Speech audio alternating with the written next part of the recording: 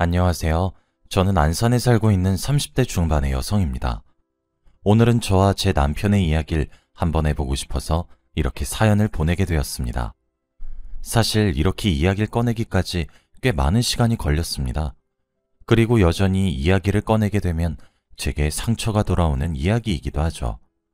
저도 이번 기회에 제 상처를 툭 꺼내놓고 보듬어주고 싶기도 하고 또 이번에 새 출발을 앞두고 있어서 이렇게 글을 써봅니다. 제게는 남편이 있었습니다. 저와 남편은 2년이란 시간 동안 뜨거운 연애를 했고 결혼해도 꼴이 냈어요. 그리고 다른 집들과 똑같이 저와 남편 둘 다 맞벌이를 하기 시작했습니다. 저와 남편과의 사이는 무척이나 좋았습니다. 그런데 딱 하나 문제가 있었어요. 바로 저희 가족 계획이었죠. 제 쪽의 몸에 문제가 있었거든요. 아무리 노력을 해도 아이가 하도 생기질 않더라고요. 저와 남편 둘 다 점점 지쳐갈 때쯤 주위 지인들의 권유로 믿져야 본전이란 마음으로 불임센터에 함께 가서 검사를 받았습니다. 그런데 제가 선천적으로 임신이 조금 힘든 상태의 자궁을 가진 사람이라고 결과가 나왔죠. 하늘이 무너지는 것만 같았습니다. 결국 저는 남편의 권유에 따라 직장을 그만두고 임신을 하기 위해 심혈을 기울이기 시작했습니다. 저와 남편의 정성이 통했던 것인지 기적적으로 제가 임신을 하게 되었어요. 제 임신 소식에 다른 누구보다 남편이 무척이나 좋아해 주었죠. 그렇게까지 뛸 듯이 기뻐하는 남편의 모습을 처음 볼 정도였습니다. 맞벌이에서 외벌이로 변하다 보니 저희 부부는 월급의 대부분을 미래를 위해 투자하기 시작했어요. 저도 점점 전업주부의 삶을 익혀나가기 시작했고요.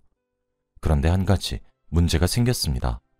제게 살이 너무 빨리 그리고 잘 붙는다는 점이었어요. 어찌 보면 임신을 했을 때니까 당연하다고 여겨질지도 몰라요. 하지만 정말 심각하게 살이 찌게 되더라고요. 남편은 괜찮다고 계속해서 말을 해주었어요. 마음은 고마웠지만 그래도 위로가 와닿진 않더군요. 그렇게 저는 출산을 하기 직전 20kg이나 쪄버리고 말았어요. 그냥 따지고만 봐도 20kg이면 많이 찐 편인데 저는 키도 그리 큰 편이 아닙니다. 그래서 그런지 순식간에 뚱뚱한 여자가 되어 있더라고요. 임신했을 때 찐 살은 잘 빠지지도 않는다고 하던데 그 말이 정말 맞더라고요. 아이를 출산한 이후 운동을 정말 열심히 했지만 이미 늘어나서 탄력은 잃은 살들이라 그런지 예전의 제 몸으로 돌아오진 않았습니다. 자존감이 떨어지지 않았다고 하면 거짓말이겠지만 그래도 남편이 있어 견뎌질만 했습니다.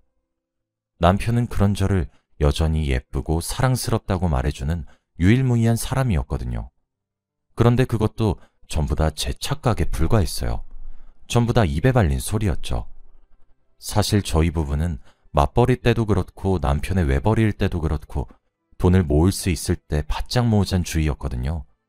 저희 부부가 바쁘게 살아서 그런지 취미를 딱히 가지고 있지도 않았고 그나마 가진 취미도 등산처럼 엄청나게 큰 돈이 필요하진 않아서 정말 생활비와 용돈을 제외하고 전부 다 저축을 하는 편이었어요. 그런데 아이를 출산한 이후 남편이 취미가 하나 생겼다고 하더라고요. 제게 혼자서 외벌이를 하다 보니까 책임감도 2배로 들기 시작해서 너무 부담스러울 때가 종종 있었다고. 그러다가 취미 생활을 하게 되었는데 이 취미 생활이 정말 자신의 삶에 새로운 활력소를 주기도 하고 새로운 원동력을 주기도 해서 너무 좋다고 하더라고요. 자세하게 물어보지도 않았어요. 그저 취미생활, 그깟게 뭐라고 그렇게까지 어렵게 운을 떼게 만든 남편에게 저는 미안할 따름이었죠. 지금 생각을 해보면 제가 난임의 몸이라 아이를 어렵게 가졌기 때문인지 저는 왠지 모르게 저 자세를 유지했던 것 같아요. 남편이 외벌이를 한 것도 다 제가 난임으로 고생했기 때문이라고 생각했었거든요. 남편은 육아에 손을 떼거나 하진 않았지만 그래도 적극적으로 아이를 돌보려고 하는 의지는 없었어요. 그런데 저도 그런 남편에게 서운하지만 별말은 못하겠더라고요. 남편이 힘든 것을 제가 잘 알면서 칭얼거리는 게 맞나 싶어서 말이에요. 그렇게 입 꾹 다물고 묵묵히 독박 육아를 했습니다. 지금 생각해보면 저도 멍청했죠. 저 혼자 만든 아이도 아니고 남편과 저의 아이인데 그걸 죄스럽게 생각했으니. 남편은 평일에는 일을 하러 가서 주말에는 취미 활동을 하러 가서 등등의 이유로 일주일 내내 저와 아이를 집에만 내버려 두었습니다. 그래서 그런 남편이 참 야속하게 느껴지기도 했죠. 그러다 어느 날 친구에게 전화가 왔어요.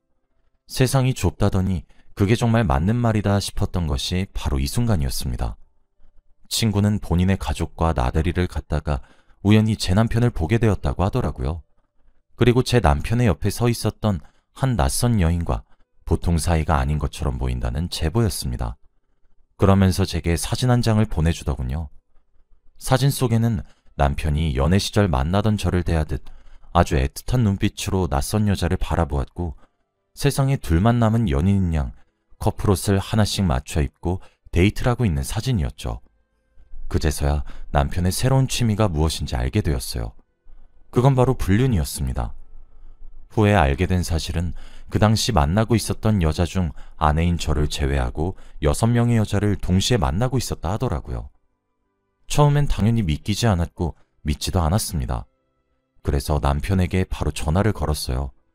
다행스럽게도 예상외로 바로 전화를 받았고, 뭔가 들켜서 조마조마하다거나 전화도 피하는 것 같지 않게 느껴졌죠. 저는 악질스런 장난이겠거니 하며 대수롭지 않게 넘기려고 애를 쓰기 시작했고 합리화를 했습니다. 친구가 잘못 본 것이 확실하다고 여기면서 말이에요.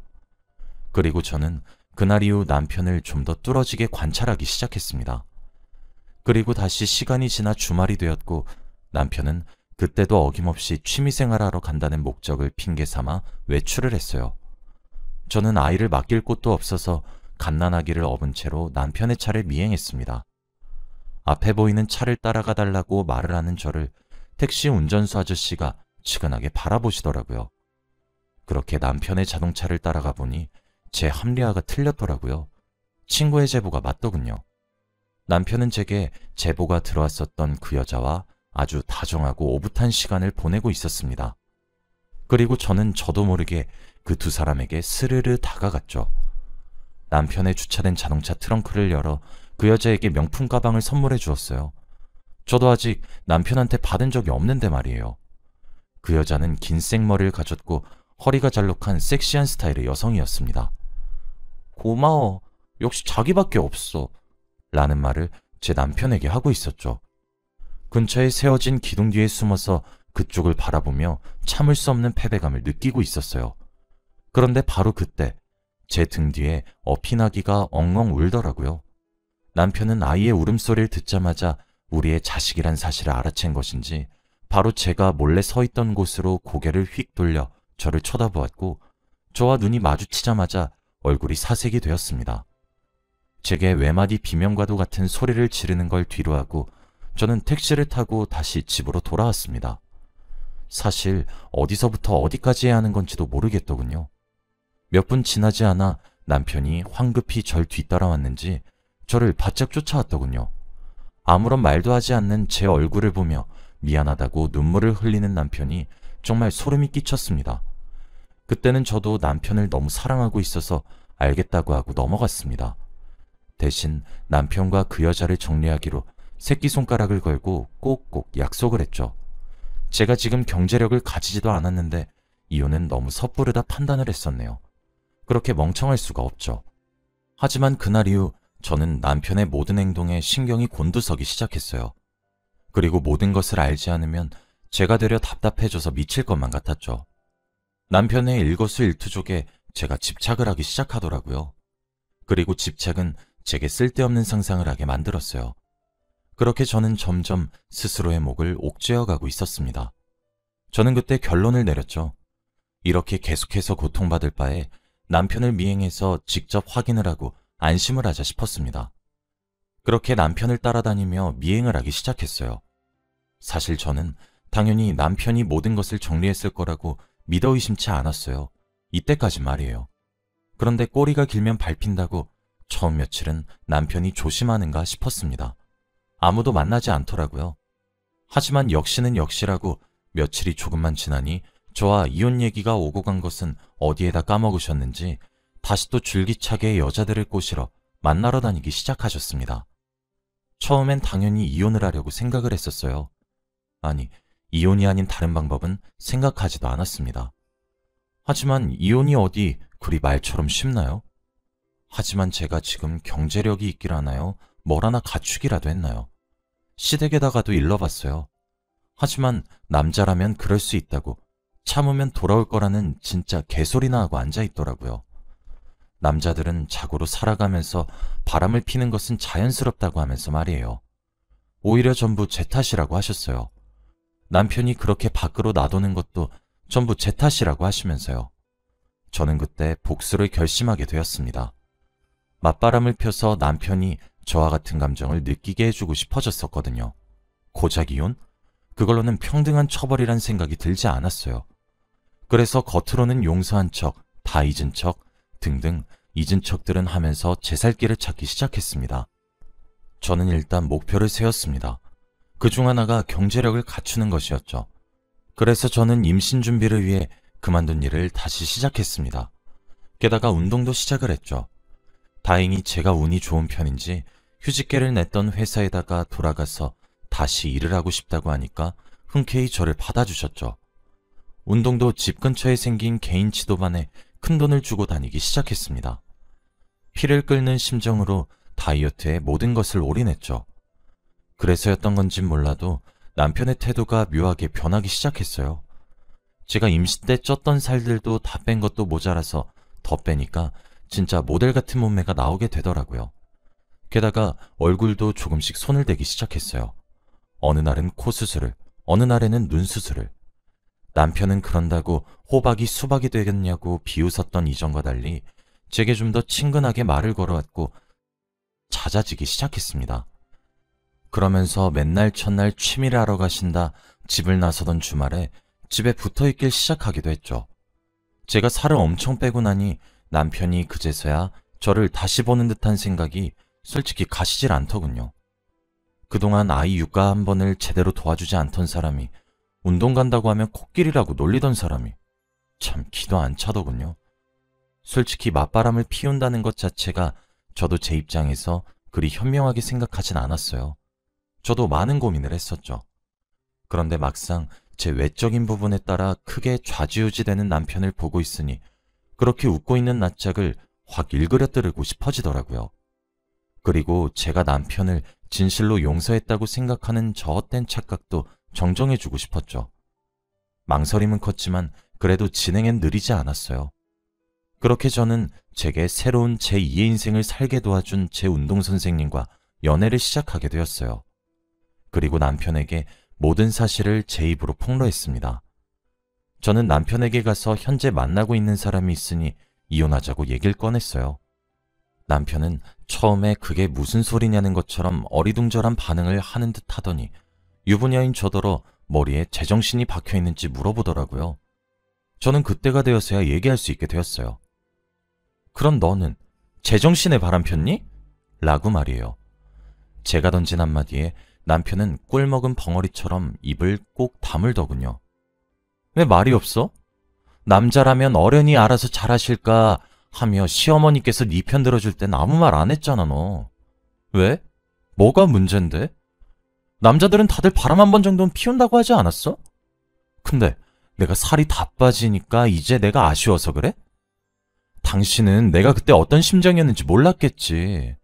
그때 나 정말 죽고 싶었는데. 당신이 이제 와서 나한테 이러는 거 정말 역겨워. 혹시 알아? 남자들만 그럴 수 있는 게 아니라 여자들도 그럴 수 있을지도. 당신도 그럼 내가 다 즐길 때까지 기다려. 라고 했더니 남편은 제게 미안하다고 사과하기 시작했어요. 저는 그런 남편에게 계속해서 이혼을 요구했습니다. 남편은 딸아이를 걸고 넘어지면서 이혼은 안 된다며 저를 설득하기 시작했죠. 그래도 저는 제 마음이 일관되게 똑같았습니다.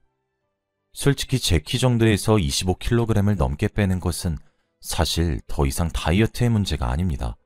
생전에 직결되는 문제예요. 저는 제게 제2의 인생을 선물해준 운동선생님도 너무 좋아지게 되었습니다.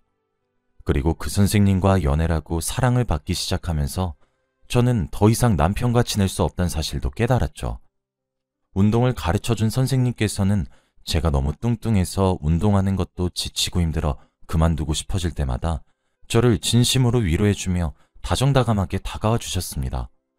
오신 것만으로도 오늘 하루 성공했다고 하며 위로를 해주기도 했었죠. 저는 그런 작은 응원의 한마디를 등불로 삼아서 악바리처럼 했었던 거였고요.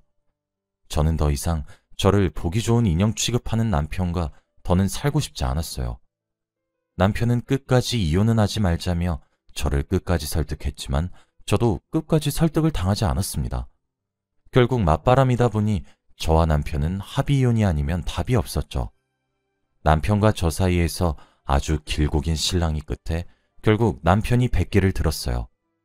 사실상 제가 맞바람을 피게 되면서 거의 파국에 이를 수밖에 없게 되긴 했죠. 그렇게 우린 나름 깔끔하게 합의를 하며 이혼을 하게 되었습니다. 물론 아이는 제가 데려와서 기르고 있어요. 그 과정에서도 시댁에서 꽤 큰 소동이 벌어졌습니다. 본인들의 아들내미가 불륜을 일으킨다고 했을 때는 살다 보면 그럴 수 있다, 성질 좀 죽여라, 기타 등등 말 같지도 않은 소리 얼마나 많이 해놨는데 내가 하면 로맨스고 남이 하면 불륜이라더니. 어쨌든 그렇게 우여곡절 끝에 이혼을 하게 되었습니다. 합의 이혼을 했고 재산은 저희가 원래 반반 결혼을 했었어요. 그래서 가지고 있던 모든 재산들을 반으로 나눠 가졌죠. 그리고 지금은 이혼을 하게 된 지 벌써 3년이나 되었어요. 저는 아직 운동선생님과 예쁘게 알콩달콩 교제 중에 있습니다. 그리고 또 가까운 시일 안에 저는 재혼을 준비할 생각입니다. 운동선생님도 이미 제 아이의 존재를 매우 잘 알고 있기도 하고요. 그리고 아이도 남자친구를 잘 따르기도 하고요. 남편과 연애할 적에도 남편이 참 다정다감한 사람이라고 생각했던 순간이 무척이나 많았어요. 그런데 지금의 남자친구를 만나면서 깨닫게 된 점이 하나 있다면 지금의 저는 정말 온몸으로 남자친구의 사랑을 느끼는 중입니다. 지금의 남자친구를 만나면서 알게 된 사실이 하나 있어요. 적어도 지금 남자친구는 저를 있는 그대로 예뻐하고 사랑해준다는 사실을 알게 되었죠. 저의 모든 면을 진심으로 사랑해 주어서 제가 얼마나 행복한지 아직 말을 못했었거든요. 사실 저도 제가 한 복수의 방법이 맞다고 생각하지 않아요. 오히려 틀렸다고 생각을 하기도 한답니다. 약간의 후회감이 들기도 하고 있기도 하거든요. 옳지 않은 방법으로 복수를 했다는 생각이 머릿속에서 떠나질 않고 있어서요. 만약 제 글을 읽으신 분들 중 누군가 맞바람을 생각하고 있다고 생각하신다면 당장 접으셨으면 좋겠어요. 굳이 그렇게 스스로의 가치를 갉아먹지 않아도 행복해질 수 있다고 생각하거든요. 사실 저는 제 방식대로의 복수라고 꽤 많이 후회를 하곤 했습니다. 당장이야 속이 후련하지만 결론적으론 자기가 자기 스스로를 상처 입히는 일처럼만 느껴지더라고요. 제가 너무 인간성이 결여된 사람처럼 느껴져서 그런지도 모르는 일이죠. 그러니 제 이야기를 읽으신 여러분들은 아무리 화가 나고 열이 받아도 상식적으로 복수하시길 바랍니다. 나중에 후회를 하게 될 때가 오면 생각보다 아프게 온다고 하더라고요. 여기까지가 제 이야기였습니다. 읽어주셔서 감사합니다.